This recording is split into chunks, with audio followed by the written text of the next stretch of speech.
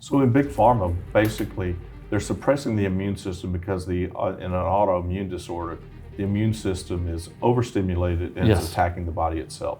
Their big pharma's solution is to come in and suppress the immune system to allow healing to start. But when you suppress the immune system, you create a cascade of other issues. And so it's really a balance between, do you want the severe condition of multiple sclerosis and then you sacrifice long-term B-cell depletion?